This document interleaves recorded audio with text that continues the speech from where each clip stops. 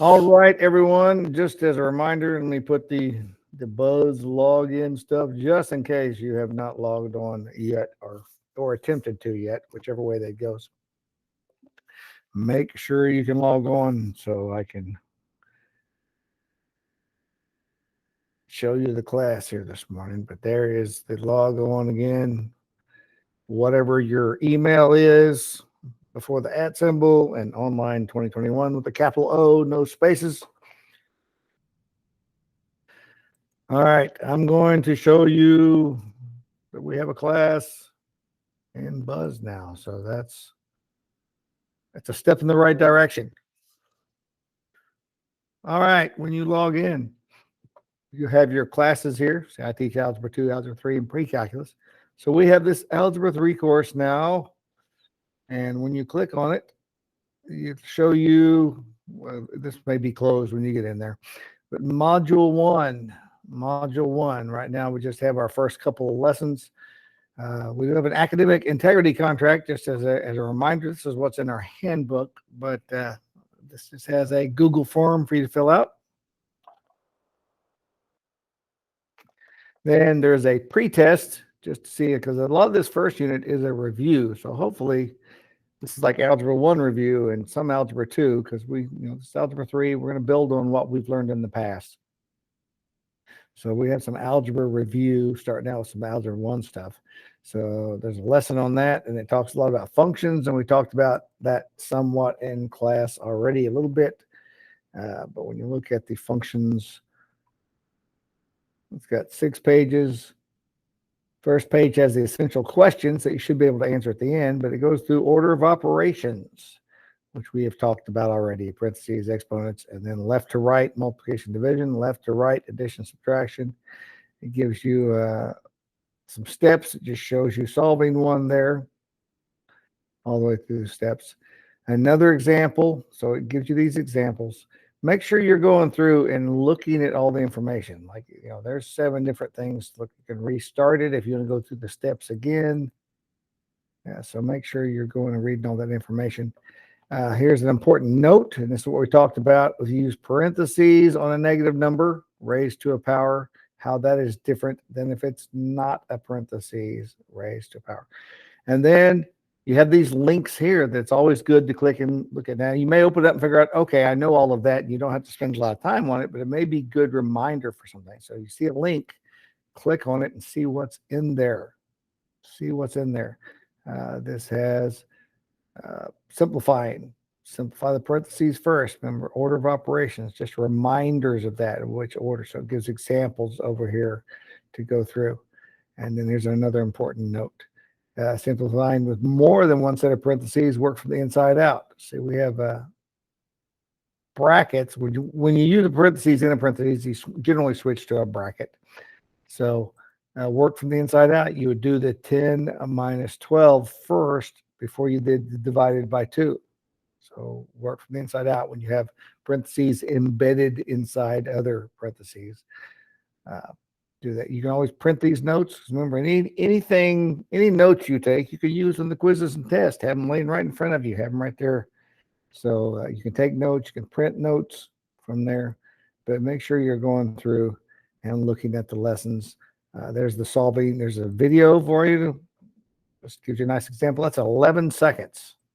So there's lots of short little videos right here. 12 seconds on solving one-step equations. Some 2-step equations right here. You only have 2 examples of that, and it's a 34-second video. So lots of short little videos, and then there's more information. So be sure you're looking at all the links in here. I mean, it only shows 6 pages, but there's lots of information in these 6 pages just because of everything there. The first page only gives you the essential questions. There's page 4, variables on both sides, and those little videos, lesson summary. So by page 4, they've given you all the information. And there's a lesson summary. This would be a great notes page right here for tests and quizzes. Gives you the whole summary of everything they taught you in all the pages. Page 5, since they've already finished the lesson, you got the lesson summary. Page 5 gives you practice problems. You try, all right? So this says match this on the left with its answer on the right. So if you click on that and click on the correct answer, it disappears. Let's say, for example, the answer to this one, let's say it was 27. I don't think it is. It's not, so it's incorrect. But if you choose the correct 2, it disappears from the screen. So that gives you an easy way to make sure you know you have it right. But try the practice problems. These lessons have lots of practice built into them so that when you get to quizzes and tests, you've had enough practice that you understand. Or if you're practicing and keep getting it wrong, then you know you're not understanding that part. And you can go back and look and see what it said in the lesson. You can come to me and say, Mr. Brock, I just really struggle with these. I can't get them right. I don't know what I'm doing wrong there. And we can go through that together to make sure you understand. When you get to the end of the lesson, you're going to have just a summary of what you do. All right. So make sure you can answer those essential questions. It has the essential questions again. This is what you should know. You should be able to answer those 4 questions after going through the lesson.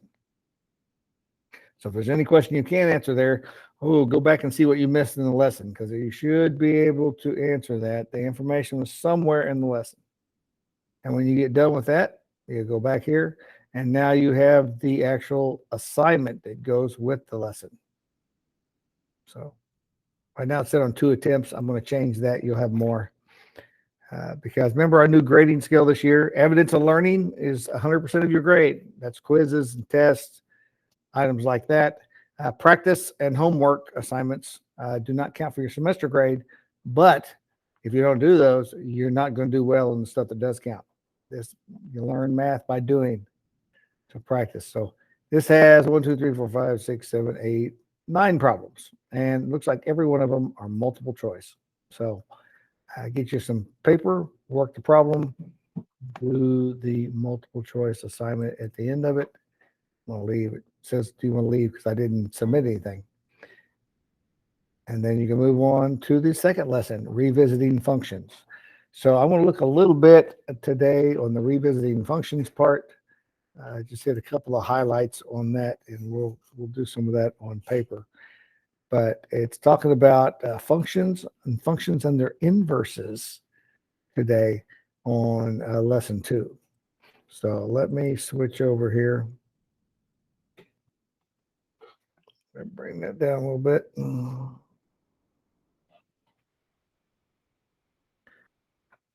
All right, we'll get that up there. And let me pull up some example problems here. It's talking about functions, revisiting functions, remembering what a function is. Remember with a function, there's only one y for every x.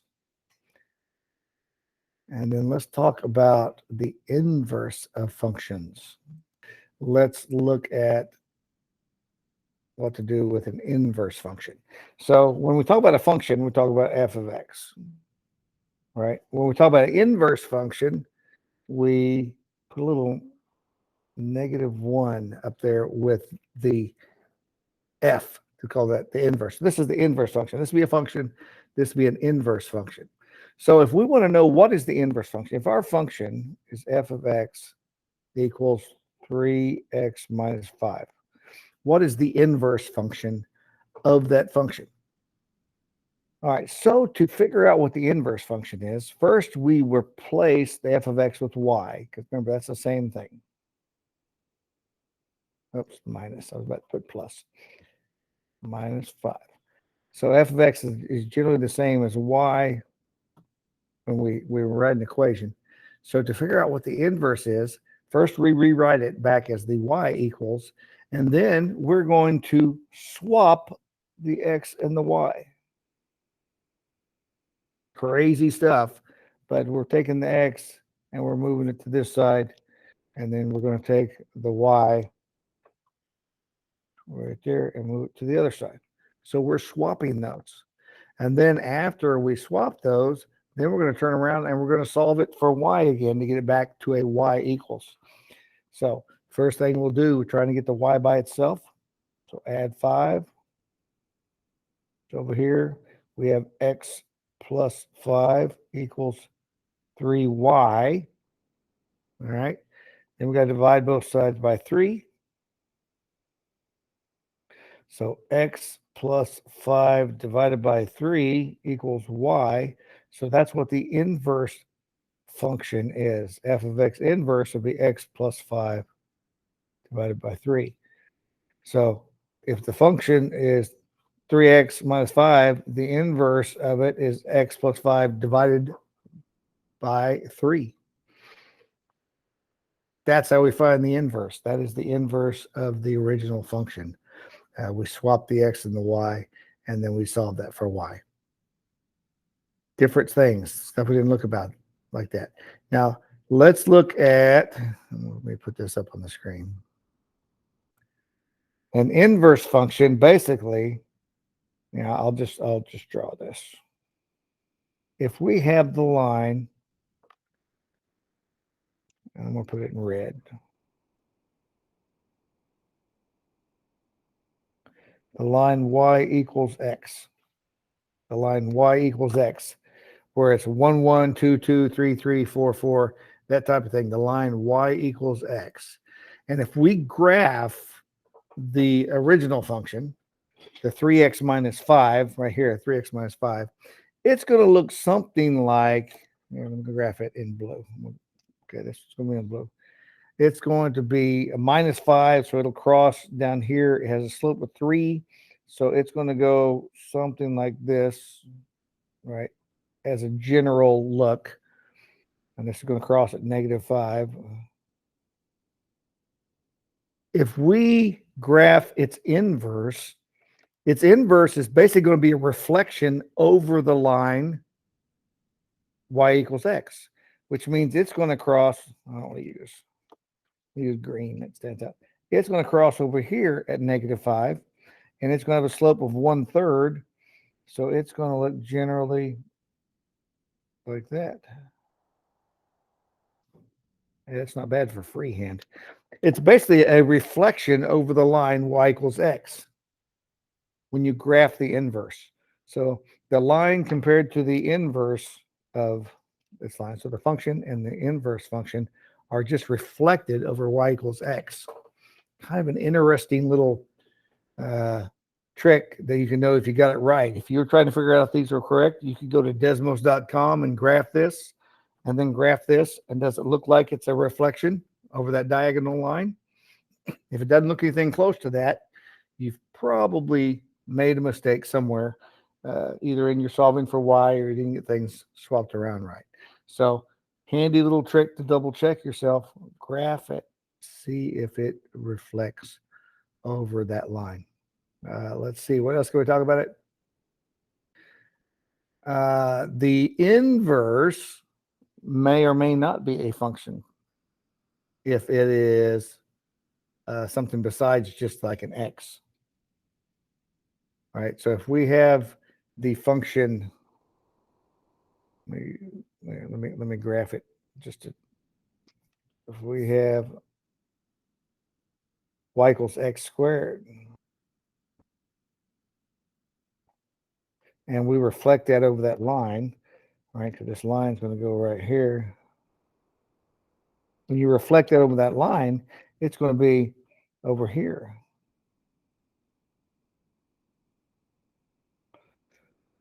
Right? This is not a function.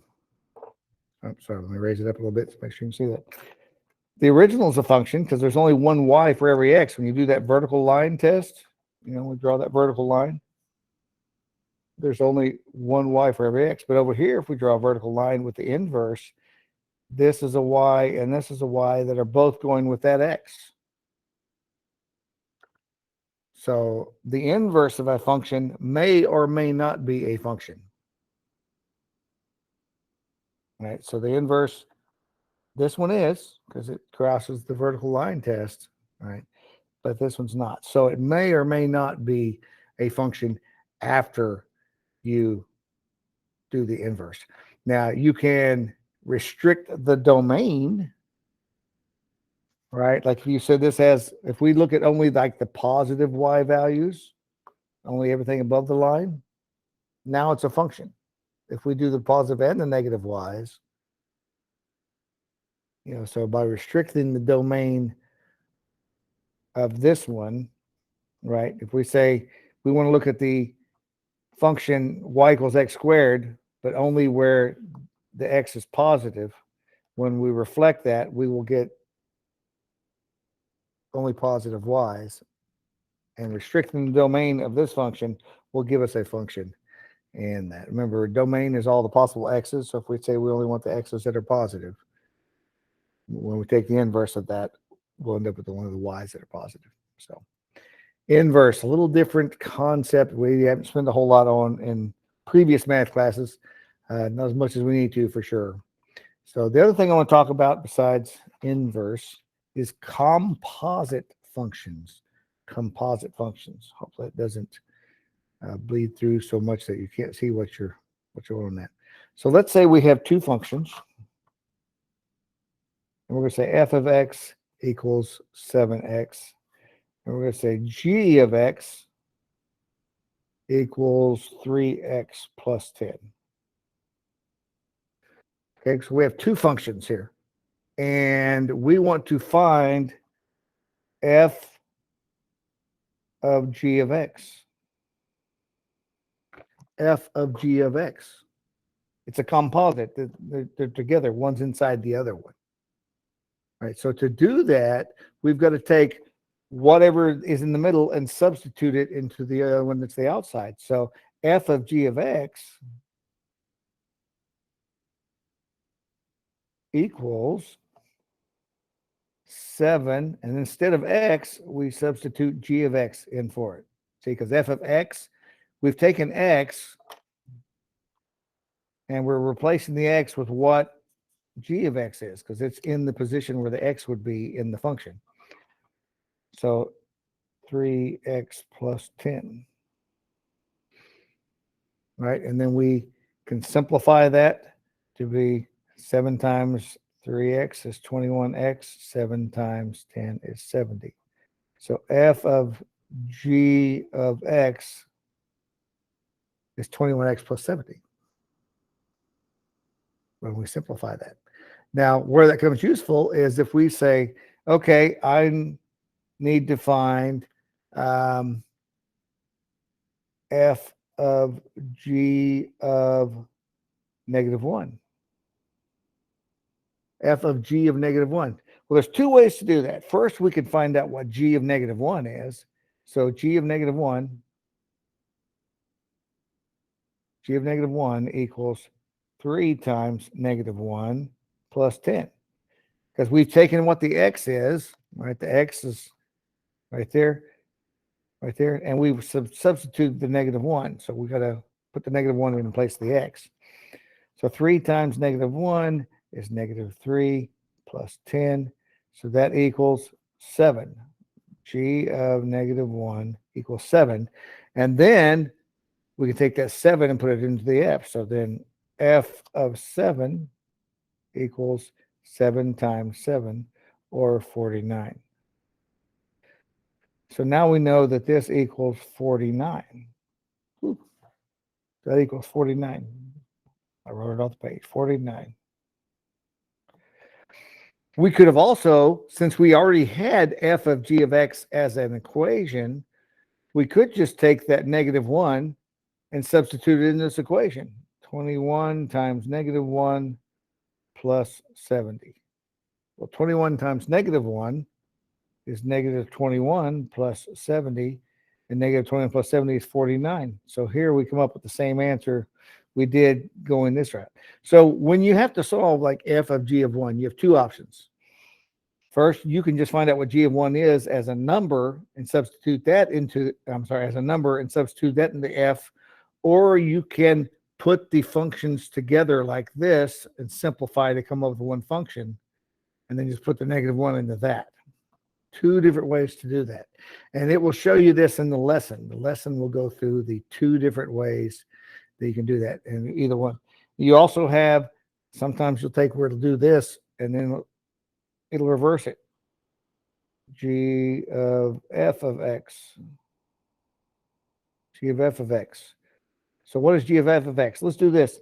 G of f of -1. G of f of -1. Let's go the other direction. So we're going to go back to this 7x, and we're going to do f of -1 equals 7 times -1 equals -7. So f of -1 equals -7. So then what is g of -7, since we know what f of -1 equals? So it's 3x plus 10, if you remember. 3 times -7 plus 10 equals 3 times -7, -21 plus 10 equals -11. So g of f of x is very rarely the same as f of g of x. Going one direction and going the other direction do not equal each other most of the time. There can be exceptions to that. There can be those unique situations that you will get the same answer, but it is not the rule, it's the exception. Because generally you're going to get a different answer. This came up with 49 this way, it came up with -11 going the other way. So don't assume because you found one answer that the other answer is going to be the same, because it most likely is not going to be the same. All right, so that's the big thing in here is talking about composite functions and inverses of functions. You can also do adding functions together. Let me hit that real quick. You can have f of x plus g of x. Right?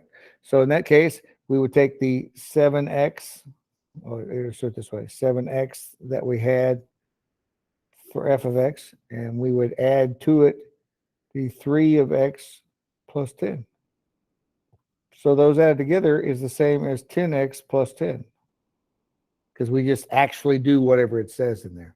If it had multiply f of x times g of x, then we would multiply 7x times 3x plus 10. So that would give us 21x squared plus 70x. All right. So that's going to work just like it says. It says multiply, it says add, do those type of things. That's the other thing it covers in this lesson. So go through these lessons, read the information there. Try the assignment after it, the practice, the homework. Look at the practice it gives you in the lessons, because there's some good stuff there. And then if you struggle with any of that, let me know. We can go over that together. Let's see. This is Wednesday. This is a B day this Friday. So this will be our last time we meet this week. Next week, we start our new schedule to where we only meet on Monday, or like Labor Day is coming up, we'll meet on Wednesday that week. Whatever the first A day of the week is when we meet. And then the rest of the week, you don't have to come unless you need help or if your grade's below 70%. So right now, next week, you'll only have this practice work, so we really won't have a grade until next week's assignment. So I'm going to let you go unless you got questions. Hang around. And otherwise, I will see you next Monday. Have a great week.